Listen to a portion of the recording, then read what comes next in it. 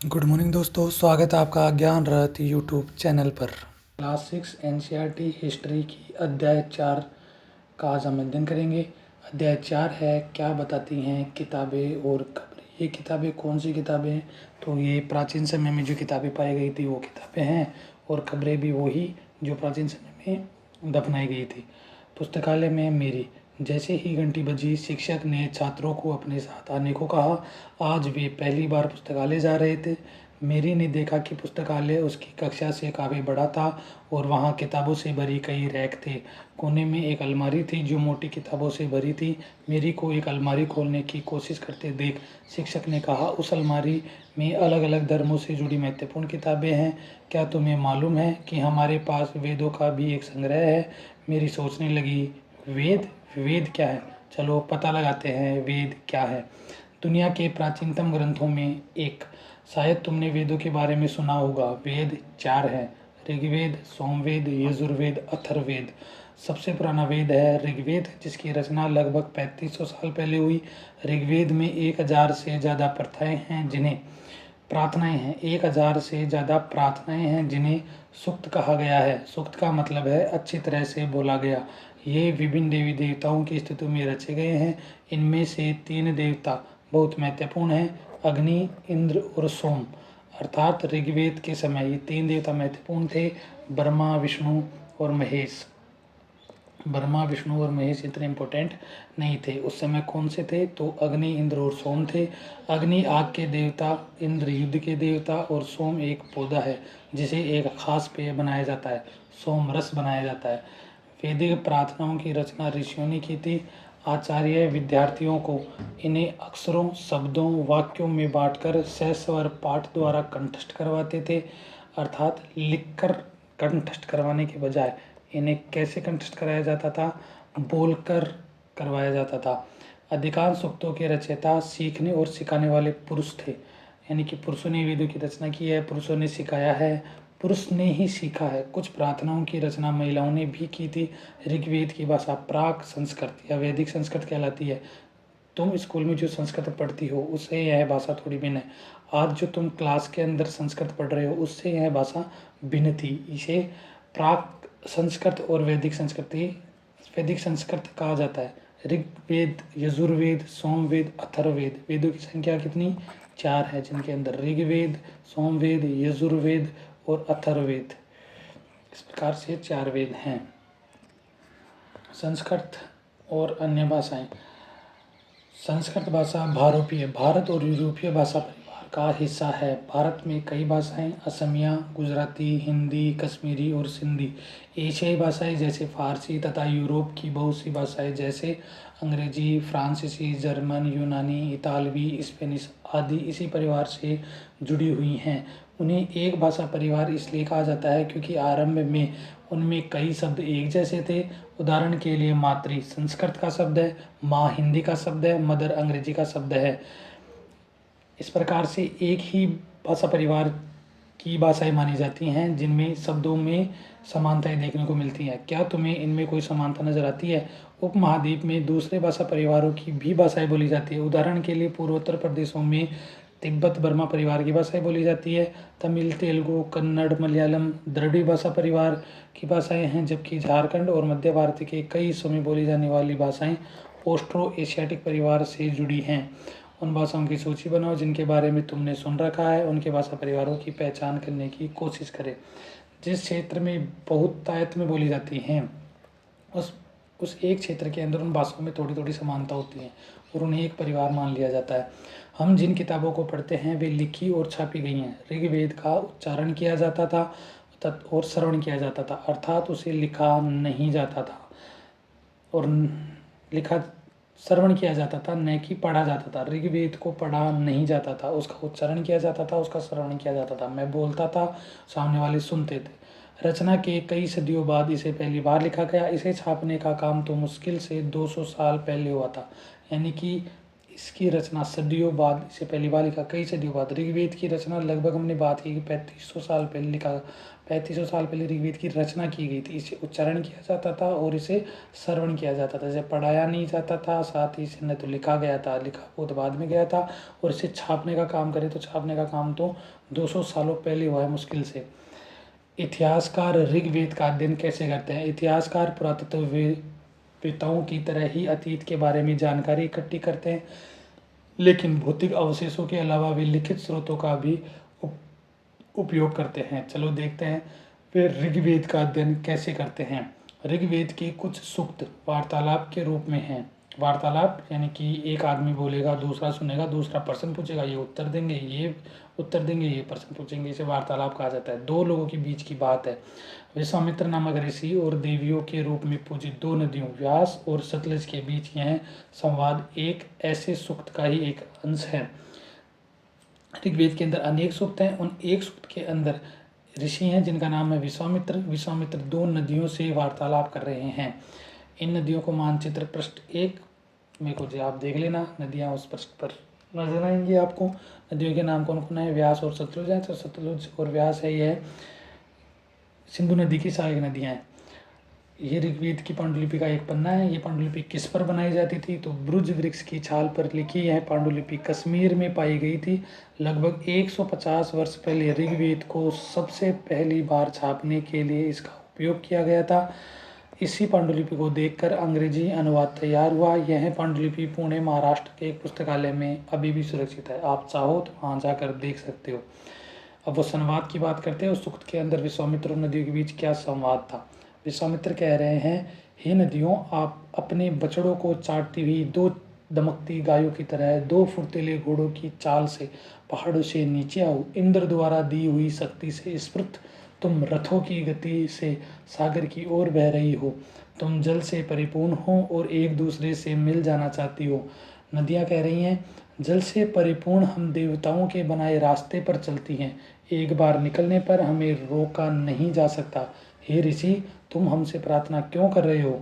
विश्वामित्र कह रहे हैं, हे बहनों, तुम गायक की प्रार्थना सुनो। मैं रथों और गाड़ियों सहित बहुत दूर से आया हूँ। कृपा करके अपने जल को हमारे रथों गाड़ियों की धुरियों के ऊपर न उठाओ, ताकि हम आसानी से उस पार जा सके। नदियाँ कह रही हैं, हम तुम्हारी प्रार्थना सुनेंगे, जिससे तुम सब सुरक्षित उस पार जा सको। इतिहासकार यह बताते हैं कि यह प्रार्थना उस क्षेत्र में रची गई होगी जहाँ ये नदियाँ बहती हैं। वे यह भी सुझाते हैं कि जिस समाज में ऋषि रहते थे वहाँ घोड़ों गायों का बहुत महत्व दिया जाता था, इसलिए नदियों की तुलना घोड़ों और गायों से की गई है। क्या तुम्हें लगता है कि रथ भी महत्वपूर्ण थे? हाँ, हमें लगता है रथ भी महत्वपूर्ण थे। अपने जवाब के लिए कारण बताओ। कारण ये है कि उस समय इस वार्तालाप में रथों का भी वर्णन किया गया है, तो रथ इम्पोर्टेंट रहे होंगे। प्रार्थना की पंक्तियों को दोबारा पढ़कर यह बताओ कि उनमें परिवहन के लिए किन किन साधनों का उल्लेख है। तो रथों का प्रयोग किया गया है, घोड़ों का प्रयोग किया गया है, गाय का प्रयोग किया गया है और गाय का प्रयोग किया गया है परिवहन के लिए। ऋग्वेद की प्रार्थनाओं में अन्य दूसरी नदियाँ, खासकर सरस्वती, सिंधु और उसकी सहायक नदियों को भी जिक्र है। गंगा और यमुना का उल्लेख सिर्फ एक बार किया गया है। यानी ऋग्वेद के काल में गंगा और यमुना, जिनका उल्लेख सिर्फ एक बार हुआ है, वो अति महत्वपूर्ण नदियाँ नहीं थी। वर्तमान में हम गंगा को सबसे महत्वपूर्ण नदी मानते हैं, जबकि ऋग्वेद के काल में गंगा सबसे महत्वपूर्ण नदी नहीं थी। गंगा और यमुना का तो सिर्फ एक बार उल्लेख हुआ है। मानचित्र 1 में देखो, ऐसी 5 नदियों की सूची बनाओ जिनके नाम ऋग्वेद में नहीं है। तो ऋग्वेद में किन किन नदियों के नाम हैं ये नहीं पता हमें, इसलिए हम नहीं बना सकते। लेकिन ऋग्वेद में जो उत्तर की नदियाँ हैं, सिंधु की सहायक नदियाँ हैं, उन्हीं के नाम हैं। तो जो नहीं है वो बाकी बची नदियाँ हैं। मवेशी, घोड़े और रथ, इन्हीं का क्या है, इम्पोर्टेंस था। ऋग्वेद में मवेशियों, बच्चों, खासकर पुत्रों और घोड़ों की प्राप्ति के लिए अनेक प्रार्थनाएं हैं। घोड़ों को लड़ाई में रथ खींचने के काम में लिया जाता था। लड़ाई होती थी, घोड़े होते थे, रथ के आगे बांध दिए जाते थे और ये रथ को खींचते थे। इन लड़ाइयों में मवेशी जीत कर लाए जाते थे। लड़ाइयाँ वैसे ज़मीन के लिए भी लड़ी जाती थी जहाँ अच्छे चारागाह हों या जहाँ पर जो जैसी जल्दी तैयार हो जाने वाली फसलों को उपजाया जा सकता हो। अर्थात लड़ाइयाँ किस लिए की जाती थी? तो लड़ाइयाँ मवेशियों के लिए की जाती थी, लड़ाइयाँ ज़मीन के लिए की जाती थी। ज़मीन के लिए क्योंकि अच्छी चारागाह हो जाए और वहाँ पर जो जैसी जल्दी फसल तैयार हो जाए, उन्हें उपजाया जा सके। कुछ लड़ाइयाँ पानी के स्रोतों और लोगों को बंदी बनाने के लिए भी लड़ी जाती थी। पानी के स्रोत है उनके लिए और लोगों को बंदी बनाने के लिए, लोगों को बंदी बनाकर उनसे काम लिया जाता होगा। युद्ध में जीते गए धन का कुछ भाग सरदार रख लेते थे तथा कुछ हिस्सा पुरोहित को दिया जाता था। शेष धन आम लोगों में बांट दिया जाता था। कुछ धन यज्ञ करने के लिए भी प्रयुक्त होता था। यज्ञ की आग में आहुति दी जाती थी। ये आहुतियाँ देवी देवताओं को दी जाती थी। घी, अनाज और कभी कभी जानवरों की भी आहुति दी जाती थी। अधिकांश पुरुष इन युद्धों में भाग लेते थे। कोई स्थायी सेना नहीं होती थी, लेकिन लोग सभाओं में मिलते जुलते थे और युद्ध व शांति के विषय में सलाह मशविरा करते थे। वहाँ ये ऐसे लोग अपना सरदार चुनते थे जो बहादुर और कुशल योद्धा हो। लोगों की विशेषता बताने वाले कौन कौन से शब्द हैं? जैसे लोगों का वर्गीकरण काम, भाषा, परिवार या समुदाय, निवास स्थान या सांस्कृतिक परंपरा के आधार पर किया जाता रहा है। ऋग्वेद में लोगों की विशेषता बताने वाले कुछ शब्दों को देखो तो वे कौन कौन से शब्द हैं जिनके अंदर पुरुषों की विशेषताएं बताई गई हैं? उन्हें बताया गया है बहादुर, उन्हें बताया गया है कुशल योद्धा आदि ऐसे शब्द हैं। ऐसे दो समूह हैं जिनका वर्गीकरण काम के आधार पर किया गया है। पुरोहित, जिन्हें कभी कभी ब्राह्मण कहा जाता था, तरह तरह के यज्ञ और अनुष्ठान करते थे। दूसरे लोग थे राजा, यानी कि लोग थे वो दो समूह में बटे हुए थे, या तो वो पुरोहित होते थे या फिर वो राजा होते थे जो महत्वपूर्ण होते थे। ये राजा वैसे नहीं थे जिनके बारे में तुम बाद में पढ़ोगी। ये न तो बड़ी राजधानियों और महलों में रहते थे, न इनके पास सेना थी, न ही ये कर वसूलते थे। प्राय राजा की मृत्यु के बाद उसका बेटा अपने आप ही शासक नहीं बन जाता था। यानी प्राचीन समय के अंदर हमारे यहाँ पर कैसी गणतंत्र व्यवस्था थी? गणतंत्र होता है जिसके अंदर राज्य का जो प्रमुख होता है, प्रमुख का जो पद होता है वह वंशानुगत नहीं होता है, जो योग्य होगा वो बनेगा। तो ऋग्वेद के अंदर भी ऐसा ही था। पिछले अनुभाग को एक बार फिर पढ़ो और यह पता लगाने की कोशिश करो कि राजा क्या करते थे। राजा युद्ध के अंदर जाते थे, युद्ध के अंदर मवेशियों को जीतते थे, भूमि को जीतते थे, आदि काम करते थे। इसके अलावा नदी स्रोतों पर अधिकार जमाते थे, लोगों को अपने अधीन करते थे। जनता या पूरे समुदाय के लिए दो शब्दों का इस्तेमाल होता है। एक था जन, जिसका प्रयोग हिंदी या अन्य भाषाओं में आज भी होता है, और दूसरा था विश्व, जिसे वैश्य शब्द निकला है। अर्थात जनता या समुदाय के लिए, जनता या समुदाय के लिए दो शब्दों का प्रयोग होता था। दोनों का प्रयोग समान रूप से, एक का प्रयोग होता था जन के लिए, जन, और दूसरा होता था विश्व। इस विश्व शब्द से क्या निकला है? वैश्य शब्द निकला है। वैश्य शब्द निकला है। वैश्य कौन होते हैं? जो व्यापार करते हैं। ऋग्वेद में विश्व और जनों के नाम मिलते हैं, इसलिए हमें पुरुजन या विषजन, भरतजन या विषजन, यदुजन या यदुजन या यदुविष। ऋग्वेद में विष और जनों के नाम मिलते हैं, इसलिए हमें पुरुजन या पुरुविष, भरतजन या भरतविष, यदुजन या यदुविष जैसे कई उल्लेख मिलते हैं। तुम्हें इनमें से कोई नाम जाना पहचाना लगता है? हाँ, एक नाम मिलता है कि यदुवंश। महाभारत में आपने पढ़ा होगा कि यदुवंश या यदुविष। जिन लोगों ने इन प्रार्थनाओं की रचना की वे कभी कभी खुद को आर्य कहते थे तथा अपने विरोधियों को दास या दस्यु कहा करते थे। इन प्रार्थनाओं की रचना, किन प्रार्थनाओं की? ऋग्वेद में जो प्रार्थनाएं हैं उनकी रचना करने वाले क्या कहलाए? आर्य कहलाए। और जिनको इन प्रार्थनाओं की रचना नहीं की है या फिर जिन्हें इन्हीं प्रार्थनाओं का ज्ञान नहीं था, उन्हें कहा जाता था दास या दस्यु। दस्यु वे लोग थे जो यज्ञ नहीं करते थे और शायद दूसरी भाषाएं बोलते थे। बाद के समय में दास, स्त्रीलिंग दासी शब्द का मतलब गुलाम हो गया। दास वे स्त्री और पुरुष होते हैं जिन्हें युद्ध में बंदी बनाया जाता है। उन्हें उनके मालिक की जायदाद माना जाता है। जो भी काम मालिक चाहते थे उन्हें वह सब करना पड़ता था। जिस युग में उपमहाद्वीप के उत्तर पश्चिम में ऋग्वेद की रचना हो रही थी, उसी समय दूसरी जगह एक अलग तरह का विकास हो रहा था। देखो वहाँ क्या हो रहा था। खामोश प्रहरी, कहानी महापाषाणों की। अगले पृष्ठ के चित्रों को देखो तो अगले पृष्ठ के चित्र इस प्रकार से थे। क्या है इन चित्रों में? ये शिलाखंड महापाषाण, महा यानी कि बड़ा, पाषाण यानी पत्थर, यानी कि जब बड़े पत्थरों का प्रयोग किया जाता था, नाम से जाने जाते हैं। ये पत्थर दफन करने की जगह है पर लोगों द्वारा बड़े करीने से लगाए गए थे। करीने यानी वे बड़े सूझबूझ से तरीके से लगाए गए थे। कहाँ पर? जहाँ पर लोगों को दफन किया जाता था उस जगह। महापाषाण कब्रें बनाने की प्रथा लगभग 3000 साल पहले शुरू हुई। यह प्रथा दक्कन, दक्षिणी भारत, उत्तर पूर्वी भारत और कश्मीर में प्रचलित है। यह प्रथा कहाँ कहाँ पर प्रचलित है? तो ये प्रथा है दक्कन में है, दक्षिण भारत के अंदर है, उत्तर पूर्वी भारत में है और कश्मीर के अंदर यह व्यवस्था पाई जाती है। कुछ महत्वपूर्ण महापाषाण पुरास्थल मानचित्र 2 में दिखाए गए हैं। कुछ महापाषाण जमीन के ऊपर ही दिख जाते हैं, कुछ महापाषाण जमीन के भीतर भी होते हैं। कई बार पुरातत्व वेदों को गोलाकार सजाए हुए पत्थर मिलते हैं, कई बार अकेला खड़ा हुआ पत्थर मिलता है। ये ही एकमात्र प्रमाण है जो जमीन के नीचे कब्रों को दर्शाते हैं। अर्थात ये जो पत्थर हैं, ये पत्थर ही हमें दिखाते हैं कि जमीन के नीचे कब्रें भी हैं। जैसे इस चित्र को देखते हैं, इसमें क्या है? तो इस तरह के महापाषाण को ताबूत यानी सावधान शिष्ट कहा जाता है। यहाँ दिखाए गए शिष्ट में एक पोर्ट होल, एक बड़ा सुराख है, जो आपको देखने को मिलेगा कि एक बड़ा सुराख है यहाँ पर, जो शायद पत्थरों से बने हुए कमरे में जाने का रास्ता हो।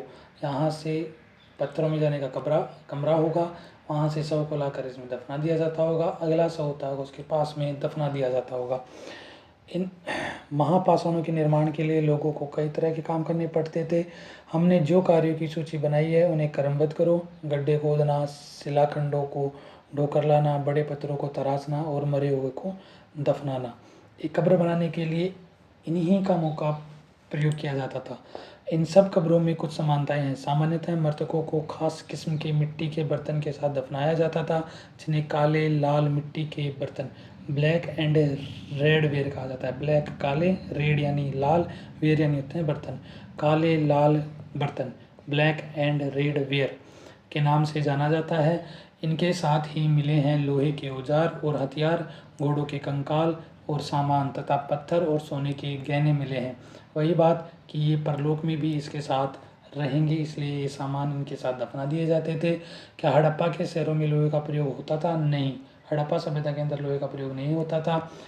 महापाषाण कब्रों से मिले लोहे के सामान बाईं ओर घोड़े के लिए सामान, नीचे बाईं ओर कुल्हाड़ी, नीचे एक कटार दी गई है। तो कितने चित्र? 4 चित्र हैं। ये क्या है? तो ये कब्रों में मिले लोहे के सामान हैं, जो कि बाईं ओर घोड़े के लिए ये सामान है। ये क्या है? तो ये कुल्हाड़ी के लिए है। और ये क्या है? तो यह एक कटार है। लोगों की सामाजिक असमानताओं के बारे में पता करना। पुरातत्ववेद यह मानते हैं कि कंकाल के साथ पाई गई चीज़ें मरे हुए व्यक्ति की ही रही होंगी।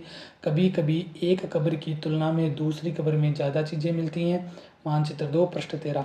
ब्रह्मगिरी को खोजो। ब्रह्मगिरी है जहाँ एक व्यक्ति की कब्र में 33 सोने के मनके और शंख पाए गए थे। ब्रह्मगिरी के अंदर एक व्यक्ति की कब्र मिली, उस कब्र में 33 सोने के मनके और शंख पाए गए। उस समय 33 सोने के मनके यानी कि वह व्यक्ति रहा होगा, वह दूसरे जो व्यक्ति हैं उनसे ज़्यादा महत्वपूर्ण रहा होगा। दूसरे कंकालों के पास सिर्फ कुछ मिट्टी के बर्तन ही पाए गए हैं। यहाँ दफनाए गए लोगों की सामाजिक स्थिति में भिन्नता को दर्शाता है। कुछ लोग अमीर थे, कुछ लोग गरीब थे, कुछ लोग सरदार थे, दूसरे अनुयायी थे। जो सरदार मरता था तो बहुत सारे सोने के सिक्के, मनके आदि दफनाए जाते थे। इन दफनाए गए सामानों के आधार पर उनकी सामाजिक स्थिति का पता लगाया जाता है। क्या कुछ कब्रगाहें खास परिवारों के लिए थी?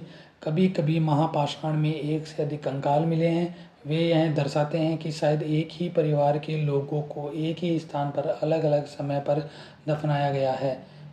महापाषाणों में एक से अधिक कंकाल मिले हैं। एक ही कब्र है, उसमें एक से अधिक कंकाल है, जो ये दर्शाते हैं कि शायद एक ही परिवार के लोगों को एक ही स्थान पर अलग अलग समय पर दफनाया गया था। बाद में मरने वाले लोगों को पोर्ट होल के रास्ते कब्रों में लाकर दफनाया जाता था।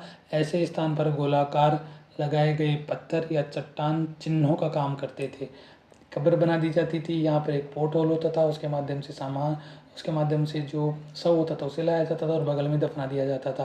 लेकिन इस कब्र का पता कैसे लगता था? तो यहाँ पर एक बड़ा पत्थर लगा दिया जाता था, उस पर एक निशान बना दिया जाता था, जिसके माध्यम से पता लगता था यहाँ पर कब्र है, जहाँ लोग आवश्यकता अनुसार शवों को दफनाने दोबारा आ सकते थे। इनाम गांव के एक विशिष्ट व्यक्ति की कब्र। इनाम गांव हमने देखा था, जो कि महाराष्ट्र के थोड़ा सा दक्षिण के अंदर स्थित है।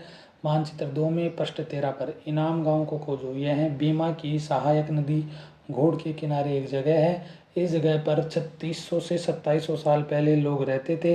यहाँ वयस्क लोगों को प्राय गड्ढे में सीधा लेटा कर दफनाया जाता था। उनका सिर उत्तर की ओर होता था। उनका सिर कैसे होता था? उत्तर की ओर होता था। सीधा लेटाया जाता था उन्हें।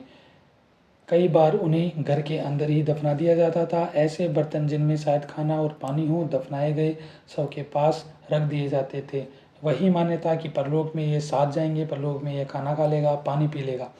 एक आदमी को 5 कमरों वाले मकान के आंगन में 4 पैरों वाले मिट्टी के एक बड़े से संदूक में दफनाया गया। मिट्टी का एक संदूक, उसके अंदर एक व्यक्ति को दफनाया गया था। 5 कमरों वाला मकान था जिसके अंदर कितने कमरे थे? जिसके अंदर 5 कमरे थे। उस मकान के आंगन में दफनाया गया था।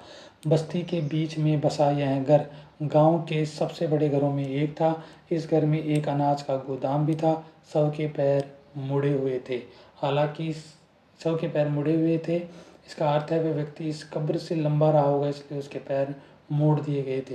यानी एक ऐसा व्यक्ति जो लंबा चौड़ा था, जिसका घर सबसे बड़ा था, जो मध्य में दफनाया गया था, उसके साथ कई सामान रखे गए थे, तो हमें लगता है कि वह किसी सरदार का शव रहा होगा।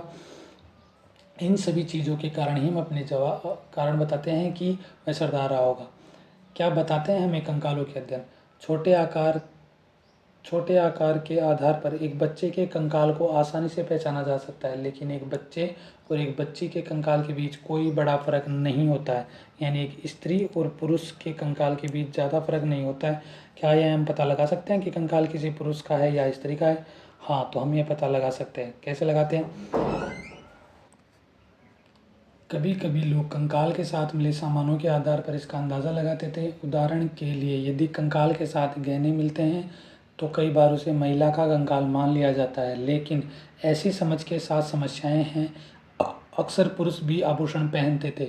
सबसे इम्पोर्टेंट है कि कंकाल का लिंग पहचानने का सबसे बेहतर तरीका उसकी हड्डियों की जांच है। उसकी हड्डियों, ये हड्डियों लिखा हुआ है, हड्डियों की जांच है। चूँकि महिलाएं बच्चों को जन्म देती हैं, इसलिए उनका कटी प्रदेश यानी कमर वाला भाग या कूल्हा पुरुषों से ज़्यादा बड़ा होता है।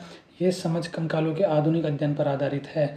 आज से लगभग 2000 साल पहले चरक नाम के एक प्रसिद्ध वैद्य हुए थे। उन्होंने चिकित्सा शास्त्र पर चरक संहिता नामक किताब लिखी। वे कहते हैं कि मनुष्य के शरीर में 360 हड्डियाँ वे कहते हैं कि मनुष्य के शरीर में 360 हड्डियाँ होती हैं। यह आधुनिक शरीर रचना विज्ञान की 206 हड्डियों से काफ़ी ज़्यादा है। ये ज़्यादा क्यों है? क्योंकि चरक ने अपनी गिनती में दांत, हड्डियों के जोड़ और कार्टिलेज को जोड़कर यह संख्या बताई थी। तुम्हारे अनुसार शरीर के बारे में उन्होंने इतनी विस्तृत जानकारी कैसे इकट्ठा की होगी? कंकाल देखकर की होगी।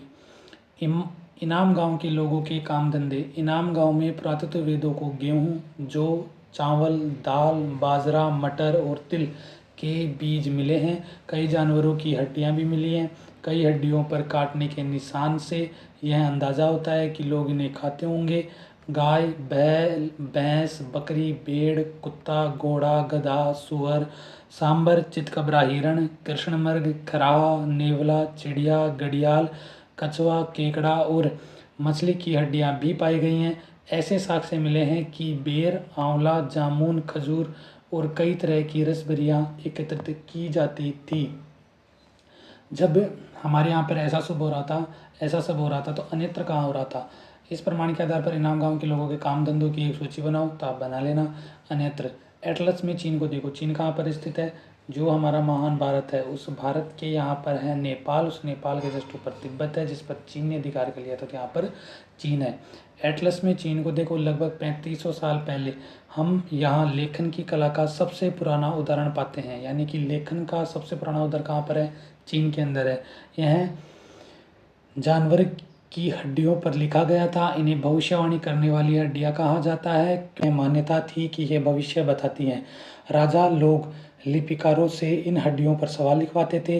क्या वे युद्ध जीतेंगे? क्या फसल अच्छी होगी? क्या उन्हें पुत्र होंगे? फिर इन हड्डियों को आग में डाल दिया जाता था। यहाँ इनमें गर्मी से चटक कर दरारें पड़ जाती थी। भविष्यवक्ता इन दरारों को बड़े ध्यान से देखकर भविष्यवाणी करने की कोशिश करते थे।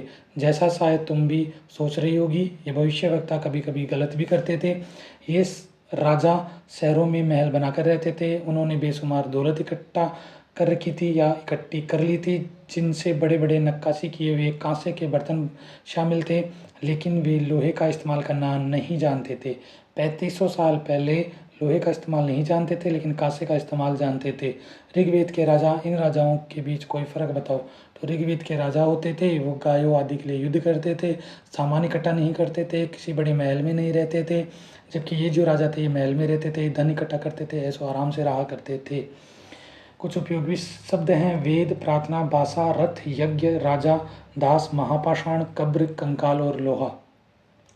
कल्पना करो तुम 3000 वर्ष पहले के इनाम गांव में रहती हो। पिछली रात सरदार की मृत्यु हो गई। आज तुम्हारे माता पिता दफन की तैयारी कर रहे हैं। यह बताते हुए सारे दृश्य का वर्णन करो कि अंतिम संस्कार के लिए कैसे भोजन तैयार किया जा रहा है। तुम्हें क्या लगता है खाने में क्या दिया जाएगा? वही जौ, गेहूँ आदि। चावल का कोई उल्लेख नहीं था। कुछ महत्वपूर्ण तिथियाँ: वेदों की रचना प्रारंभ हुई थी 3500 साल पहले। महापाषाणों के निर्माण की शुरुआत 3000 साल पहले। इनाम गांव में कृषकों का निवास 3600 से 2700 साल पहले। और चरक संहिता लिखी गई 2000 साल पहले। सूक्त का मतलब होता है अच्छी तरह से बोला गया। रथ युद्ध में प्रयोग किया जाता था। यज्ञ को अनुष्ठान कहते हैं। दास गुलाम होते हैं। महापाषाण सजाए गए पत्थर होते हैं जो कब्र के पास सजे हुए थे। Thank you.